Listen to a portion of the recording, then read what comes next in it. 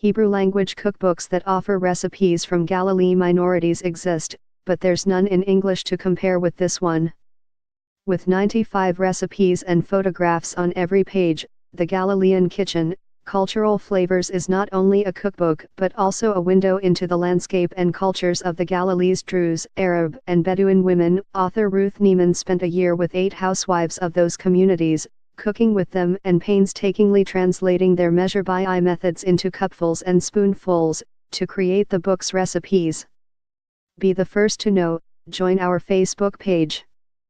Function, D, S, ID, var JS, FJS equal D get elements tag name, S, 0, if, D get element bid, ID, return, JS equal D createlment, S, JS.ID equal ID, JSSRC equal / connect facebook.net /n_us /all JS number XFBML equal 1 and app ID equal 1634148068997, FJS parent node insert before, JS, FJS, document, script, Facebook JS SDK. Her teachers concoct the most delicious food, but don't think in terms of recipes. They don't have cookbooks, said Neiman in a telephone interview. Not one has a recipe out of a magazine. They cook as their mothers taught them, without measuring anything. I had to stand next to the cook with my measuring cups and spoons and measure each ingredient before she stirred it into the dish, then write it down quickly.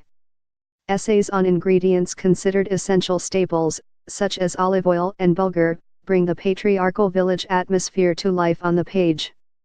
With a touch of humor, Neiman writes about pressing the olive harvest.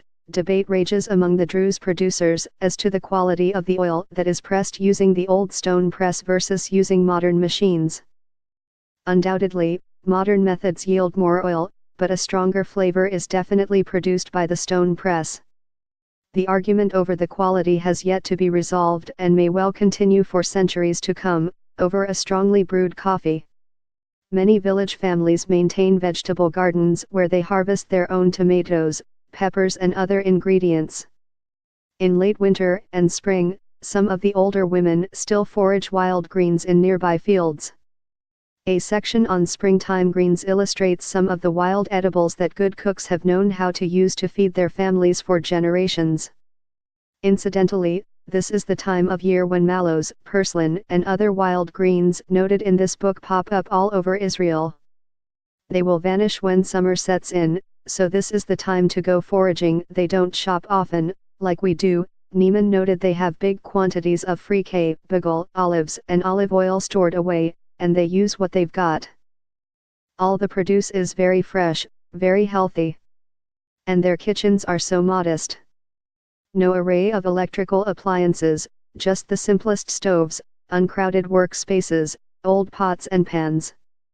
One woman's oven is 25 years old still working, so why change it? Foodways reflect culture, and the traditional foods of the Galilee revolve around agriculture. Wheat is ground and dried as long-lasting bulgur, not as flour, which spoils relatively quickly.